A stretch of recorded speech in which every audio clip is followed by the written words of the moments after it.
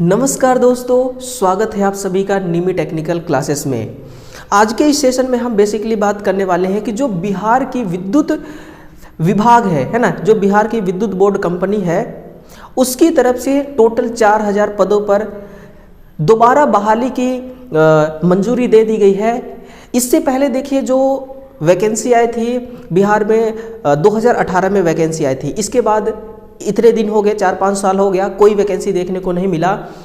अब जो भी वहाँ पर रिटायरमेंट के द्वारा जो भी सीट खाली है, उस सीट को ये दोबारा रिकवर करना चाहते हैं, इसलिए 4000 पदों पर ये बहाली बहुत ही जल्द आपके लिए देने वाले हैं। सो हम इस वीडियो में पिछले डेटा के अनुसार, यानी कि जो 2018 में वैकेंसी आई थी उसी डेटा के अनुसार बात करने वाले हैं कि इसमें योग्यता क्या मांगी जाती है, कौन कौन से पद इसमें निकाले जाते हैं, एज लिमिट क्या होता है ना, और किस प्रकार से आपका सिलेबस होता है, एग्जाम पैटर्न्स क्या होते हैं, सभी फैक्ट पर बात करेंगे।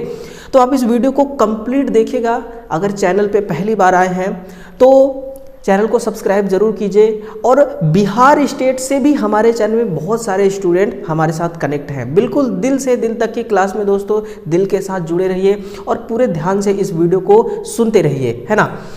हम बात करते हैं, देखिए सबसे पहले कि 4000 पदों पर जो भर्ती आ रही है, ये हमें जानकारी कैसे मिली। ये देखिए पेपर की एक कटिंग है, हिंदुस्तान पेपर है ना। बिजली कंपनी में 4000 पद पर बहाल नियुक्त बहुत जल्द की जाएगी। थोड़ा सा मैं इस कटिंग को पढ़ता हूँ। बिजली बोर्ड से बनी विद्युत कंपनी में तकनीकी पदों में कोई कटौती नहीं की जाएगी। कंपनी ने तय किया है कि बोर्ड में स्वीकृति तकनीकी पदों की संख्या यथावत बरकरार रहेगी। यानी कि इस बिहार विद्युत बोर्ड में टोटल 10,000 कर्मचारी कार्यरत रहते हैं, और जब वो देखिए यहाँ पर लिखा है कि रिटायर होने के कारण इनकी संख्या घटकर 6000 हो चुकी है ना। तो बेसिकली 4000 पोस्ट कम हो गए हैं, इस 10,000 को ये रिकवर करना चाहते हैं, तो 4000 पदों पर वैकेंसी को ये निकाल रहे हैं, है ना। सिंपल सी बात है। और इसमें ना केवल लाइनमैन के ही टोटल 4000 पद हैं, बल्कि यहाँ पर कहा गया है कि देखिए स्विच बोर्ड ऑपरेटर भी होगा, जूनियर लाइनमैन भी इसी में होगा, लाइनमैन भी होगा, हेड लाइनमैन, फोरमैन, इन सभी के पदों को मिला करके 4000 पोस्ट पर वैकेंसी ये बहाली करेंगे, है ना। तो एक बात तो आपकी यहाँ से क्लियर हो गई कि 4000 पद किसके किसके लिए स्वीकृति यानी कि मंजूरी दी गई है। अब हम बात करते हैं कि 2018 में जो वैकेंसी को निकाला गया था, किस पद के लिए कितनी वैकेंसी थी, है ना, उसको देखिए। असिस्टेंट ऑपरेटर के लिए 300 पोस्ट थे, स्विच बोर्ड ऑपरेटर सेकंड के लिए 1000 पोस्ट थी, जूनियर लाइनमैन के लिए टोटल 500 पद थी, और टेक्नीशियन ग्रेड 4th के लिए टोटल 250 पोस्ट थी। यानी कि कितना हो गया, 1800 2050, कितना 2050 पोस्ट थी। ये 2018 में इतनी वैकेंसी निकाली गई थी। अब देखिए 18, 19, 20, 21, 22, 23, 24, है ना, टोटल 5 से 6 साल हो गए। 2024 में कितना निकाल रहे हैं, ये निकाल रहे हैं आपका 4000 पद, जो कि अपने आप में बहुत ही अच्छी है, बहुत ही अच्छी है। 4000 पोस्ट अपने आप में बहुत बढ़िया पोस्ट है, ठीक है। अब आपके मन में ये भी आ रहा होगा कि सर ये जो सारे पोस्ट हैं, जो सारे पद दिख रहे हैं, क्या इनके क्वालिफिकेशन सेम है या फिर अलग अलग है। ये भी आपके लिए जानना जरूरी है, क्योंकि क्वालिफिकेशन जब आपके पास होगा तभी इस वीडियो को देखने का मतलब निकलेगा और आप फॉर्म को अप्लाई कर पाएंगे। तो यहाँ से देखिए कि असिस्टेंट ऑपरेटर हो, स्विच बोर्ड ऑपरेटर सेकेंड हो, जूनियर लाइनमैन हो या टेक्नीशियन ग्रेड 4th हो, सभी के लिए सेम यहाँ पर क्वालिफिकेशन है। क्या चाहिए, 10th का सर्टिफिकेट हो प्लस ITI हो, है ना। ITI देखिए यहाँ पर चाहे आपने NCVT से कर रखा हो या फिर SCVT से कर रखा हो, है ना, यहाँ पर लिखा है ना NCVT और SCVT दोनों से आपने ITI कर रखा हो, आप बिल्कुल इसके लिए स्वतः ही एलिजिबल हो जाएंगे। तो एसेंशियल क्वालिफिकेशन आपको समझ में आ गया, बहुत ही सिंपल क्वालिफिकेशन है। और विद्युत बोर्ड चाहे कहीं की भी हो, MP की हो, हरियाणा की हो, सिंपल सा क्वालिफिकेशन मांगता कि 10th और ITI हो आपका, है ना। चलिए देखिए अगला क्या है आपके लिए कि भाई यहाँ पर जो ग्रेड पे होता है ना, उसको भी सुनिए कि जो असिस्टेंट ऑपरेटर होता है इसको लेवल 4 के अंतर्गत रखी जाती है, जो कि 9200 से लेकर के 15,500 रुपये आपका बेसिक मिलता है ना। ये बेसिक सैलरी दिखाई जा रही है। इसमें बहुत सारी सुविधाएं मिलती हैं बोर्ड की तरफ से, है ना, रहने खाने हर चीज़ का सुविधा मिलता है। उन सुविधाओं को जब आप जोड़ देंगे तो 15,500 सैलरी, यूँ समझिए कि 20 से 25,000 समथिंग, है ना, अराउंड में बता रहा हूँ मैं कि 20 से 25,000 आपकी पहुँच जाती है, क्योंकि सारे अलाउंसेस के परसेंटेज बढ़ते जा रहे हैं, देखिए, ठीक है ना। तो ये फिर स्विच बोर्ड ऑपरेटर सेकेंड, इसमें देखिए लेवल 3, लेकिन सैलरी 9200 से 500 उतना ही है। सभी की सैलरी देखिए सिंपल सी है, सभी की सैलरी सेम ही रखा गया है, बस लेवल में फ़र्क है ना। तो ये आपका सैलरी हो गया। फिर एज लिमिट, एज लिमिट देखिए ये सबसे ज़्यादा मायने रखता है, क्योंकि यहाँ से भी स्टूडेंट छट जाते हैं। मिनिमम एज कितना होना चाहिए अनरिजर्व के लिए? 18 कम से कम होना चाहिए। कितना होना चाहिए? कम से कम, और 37 वर्ष ज़्यादा से ज़्यादा, इससे ज़्यादा नहीं होना चाहिए। लेकिन हर किसी को देखिए अपने अपने स्टेट में कोटा के अनुसार रिजर्वेशन मिलता है एज में। अगर आप एससी के हैं तो 18 से 42 साल के हैं तो भी अप्लाई कर देंगे, एसटी के हैं तो 18 से 42, ईबीसी यानी कि ओबीसी, ईबीसी नहीं ओबीसी 18 से 40 है ना, बीसी 18 से 40 और फीमेल का अनरिजर्व जो है वो 18 से 40। तो एज में इतना छूट मिलेगा, है ना। यहाँ पर आपका जो रिजर्वेशन मिलता है उस रिजर्वेशन को ऐड करने के बाद मैं आपको बता रहा हूँ कि इतना एज में, इतना मतलब कि आपका एज हो तो भी आप फॉर्म को अप्लाई कर पाएंगे, है ना। तो 2 चीज़ें हो गई, समथिंग 3 चीज़ें हो गई। इसके आगे देखिए कि जब आपकी नियुक्ति होती है उसके बाद की बात क्या है। उसके बाद की बात यह है कि भाई आपको 2 साल ट्रेनिंग पीरियड पर ये रखते हैं, और ट्रेनिंग पीरियड पर आपको सिर्फ यही सिखाते हैं कि मीटर की रीडिंग कैसे लेना है आपको, है ना, फॉल्ट कैसे देखना है आपको, और इसके अनुसार छोटी छोटी चीज़ें आपको सिखाएंगे। 5S के बारे में सिखाएंगे, 5E के बारे में सिखाएंगे, है ना, कंपनी के रूल्स सिखाएंगे, ठीक है ना।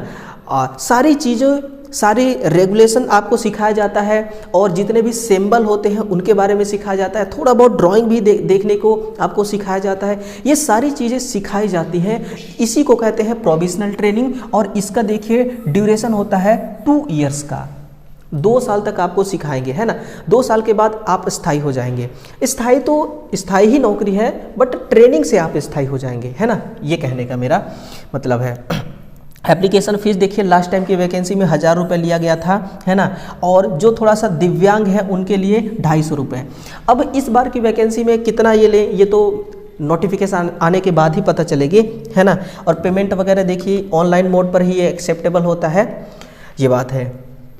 हम थोड़ा सा आगे चलते हैं, तो यहाँ से मैं आपको ये समझाने की कोशिश करूँगा कि जब नोटिफिकेशन आता है तो कितने दिन तक फॉर्म भरा जाता है, और फॉर्म अप्लाई होने के बाद कितने दिन बाद आपका एग्ज़ाम ले लिया जाता है।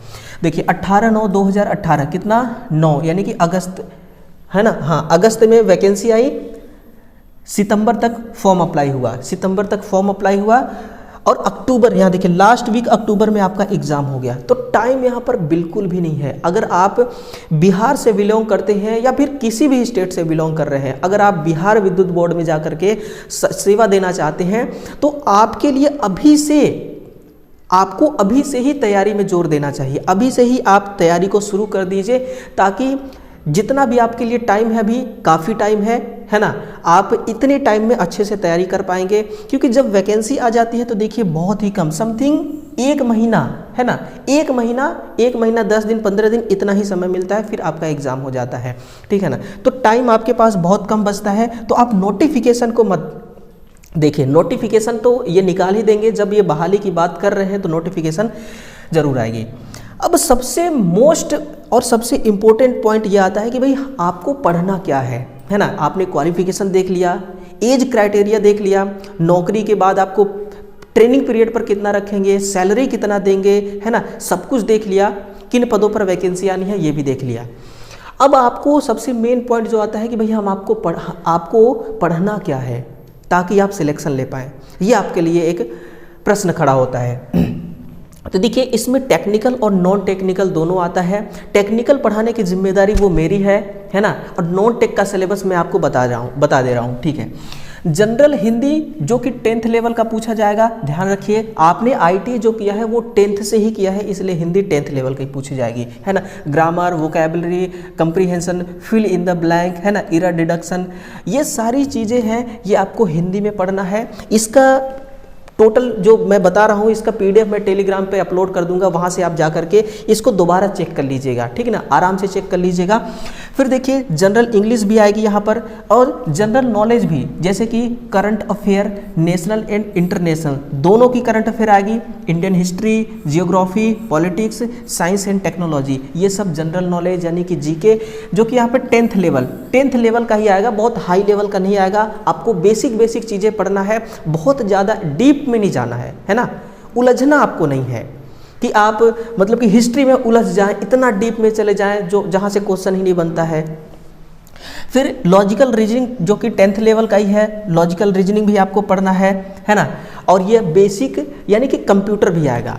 अब कंप्यूटर तो बहुत बड़ा सिलेबस होता है कंप्यूटर का, इसमें से आपको पढ़ना क्या है, तो देखिए फंडामेंटल ऑफ कंप्यूटर, जैसे कि CPU, memory, hard disk, input output device, knowledge of number system, ये सब आपका क्या हो गया फंडामेंटल।